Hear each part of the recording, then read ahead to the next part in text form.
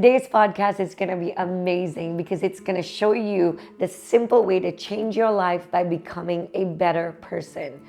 You might say, Pastor Sharo, is that possible? Not only is it possible, it is doable and it is simple. You just have to do the right steps. And I'm about to show you what those are. But I want you to stay tuned till the end of this podcast because I have some mind-blowing, amazing news for you. An excellent opportunity for a lucky preacher girl out there. First of all, you've got to decide what better means to you, because better is an adjective. I don't know if you know that, but the word better, B-E-T-T-E-R, some of you say better, some of you say better, some of you say better. Oh, I know whatever you say. Better is an adjective. It's not just an adjective, it's a comparative adjective. This is not a grammar class, but you need to understand that better is another form or a comparative form of the word good. So in English, there is a word which is called a positive. It's good. And the comparative form of good is better. And then the superlative form of good is best. So it's good, better, best. So in order to become better at something, it stands to reason that you would have to be good at it, right? And that's how you would become better.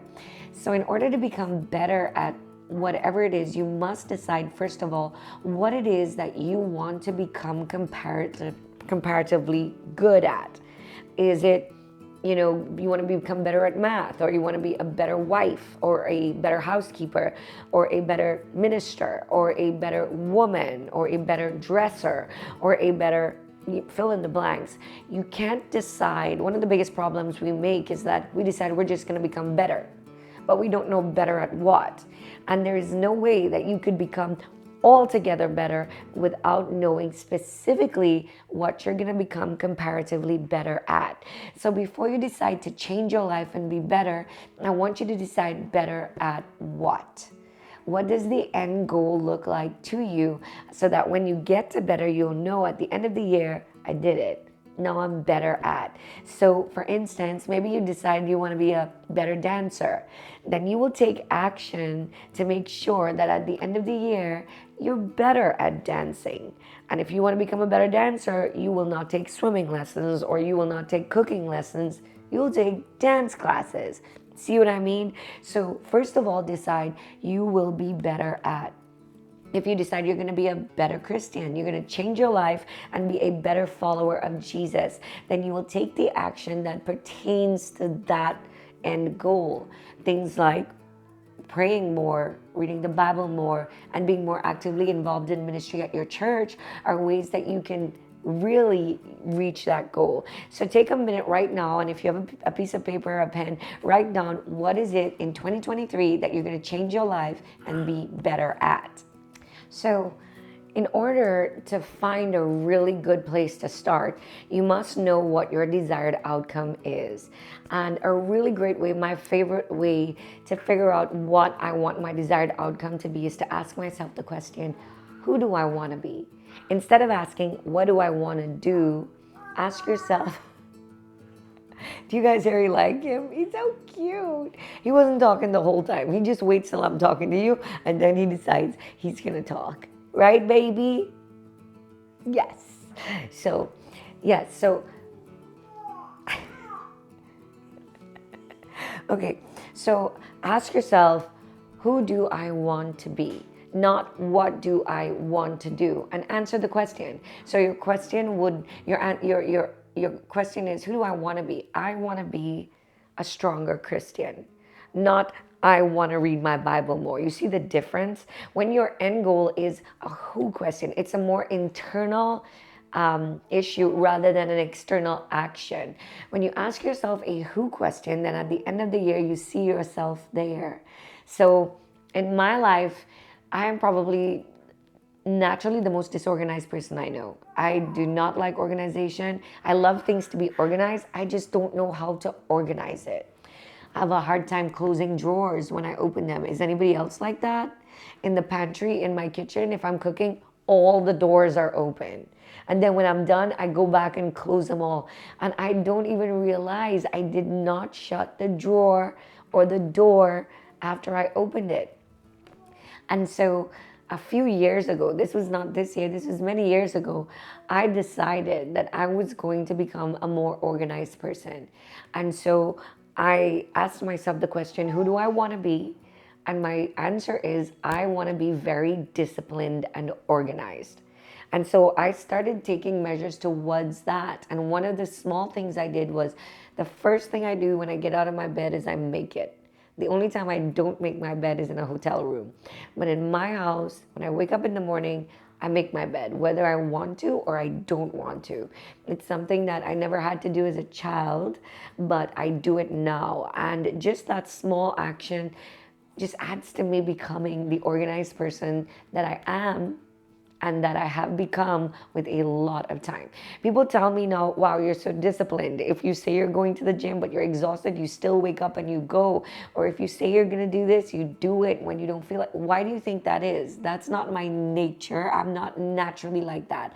But when I decide I wanna be a fit person, I wanna be a healthy person, then going to the gym becomes a part of that person I wanna be.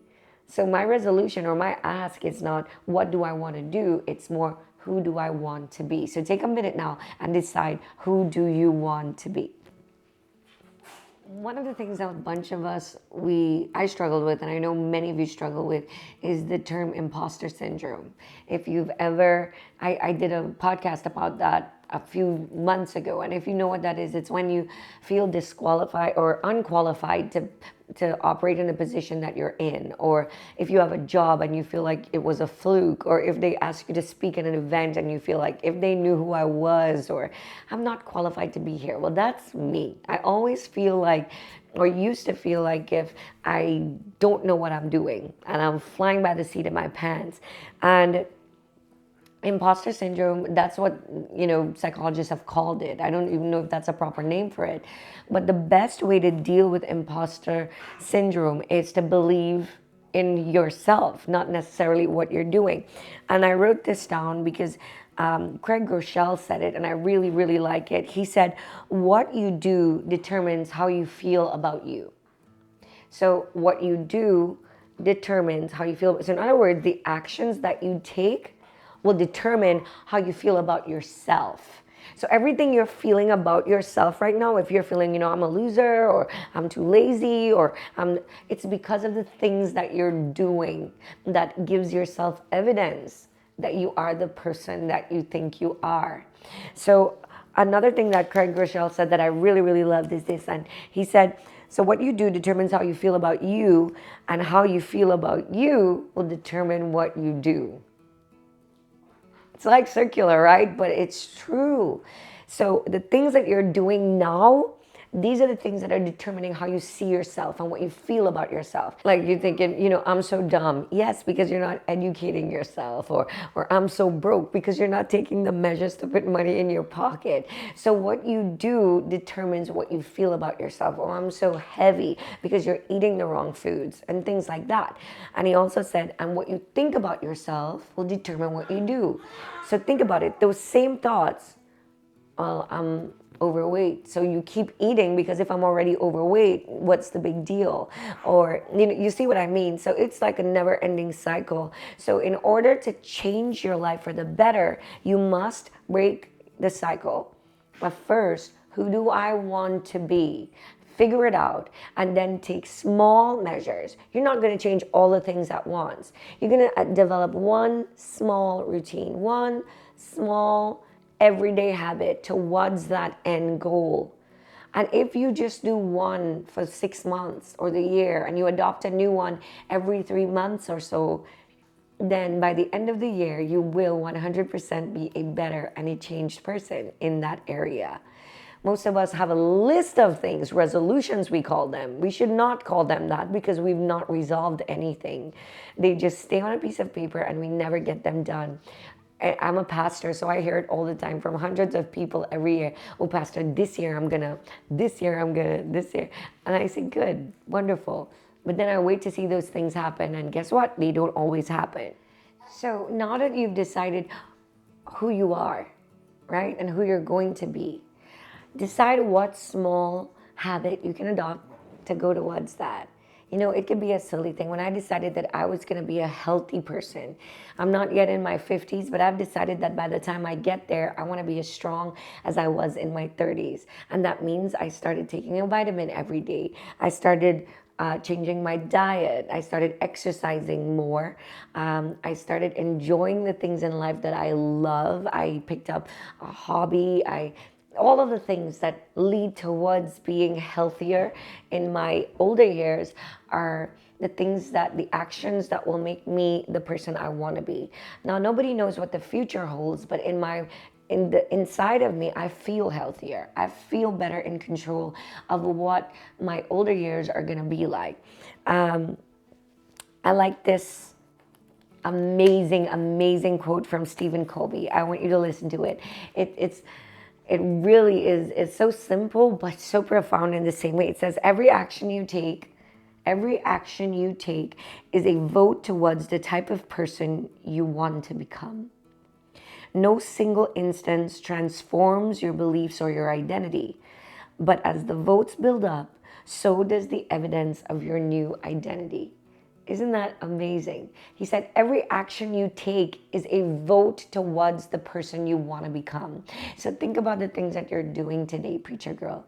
If you want to become a preacher, a pastor, an evangelist, a teacher, a woman of God, if you want to become an adopted parent, if you want to become an advocate, an attorney, a doctor, if you want to become a mom that your kids are going to turn around and praise you, every action you take today is a vote towards that.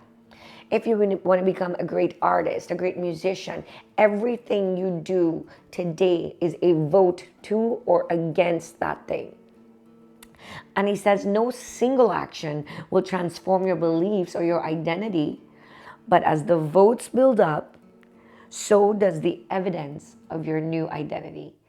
So PGs, I know that this is a little bit serious, but I promise you this works. It works to the point where, once upon a time I would jot notes down for a sermon on a piece of paper somewhere and lose that paper.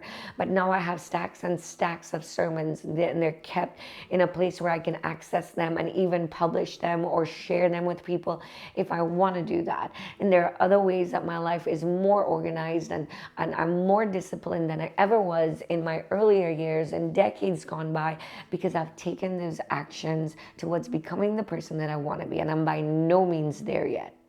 I'm by no means who I want to be, but I'm on my way because every year, every day, I decide that I'm going to become a better person. I hope this podcast has helped you, encouraged you, and motivated you to change your life and be better in whichever way the Lord has for you to be right now. I pray for you. I bless you. And before I go, here's the really great news I promised you. As everybody knows, every year around September, that weekend of the 9th, we have the PG online conference, the virtual summit. And we have 30 amazing women of God that speak to you and tens of thousands of women register to be a part of that online virtual summit. It is the largest summit and gathering of preacher girls in the world. And this year, the exciting news is that I'm going to open the doors for any preacher girl anywhere in the world to have the opportunity to speak at this virtual summit.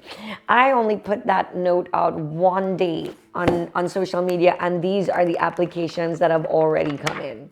These just after one day of posting. Is that crazy? Look how many. But if you did not send in an application to say, I would like to be considered for the Preacher Girl Summit. Yes, there are only 30 positions, and out of the thousands that we'll receive, who knows, this may be your amazing opportunity to not only get your name out there so people all over the world can hear the message that you have, but really to break out of your own limitations. Some of you are disqualifying yourself already and saying, nobody's going to want to have what I want to give. But let me tell you something, you have no idea what your pulpit can be. Remember, I say you don't need a pulpit, you just need a message. So if you have an unconventional ministry, maybe you're an artist, maybe you're a musician, maybe you bake, maybe you cook, I don't know what it is, but Preacher Girls can benefit from your expertise. You can just click the link on the Preacher Girl page, go to pastorsharo.com or preachergirltv.com, and you can register there to be a speaker at the virtual summit this year in September. So I'm looking forward to getting your applications. One more thing and then I'm gone. For the first time ever, Compass Cafe in Trinidad and Tobago is opening its doors for volunteers from churches all over the island. So far, I have limited the volunteers to be those that came from the Mountain View Church where my parents pastor. But as of now, we are opening the doors for our sisters and brothers all over the island who want to give back, who want to be a part of the missions ministry and the vision of Compass Cafe. It is a fantastic opportunity. And if you would like to be a part of that, just direct message me and let me know, and I will try to get you involved in my vision that's coming to pass at Compass Cafe. I love you all. Don't you ever forget that if God called you, no one can uncall you, and you don't need a pulpit, you just need a message.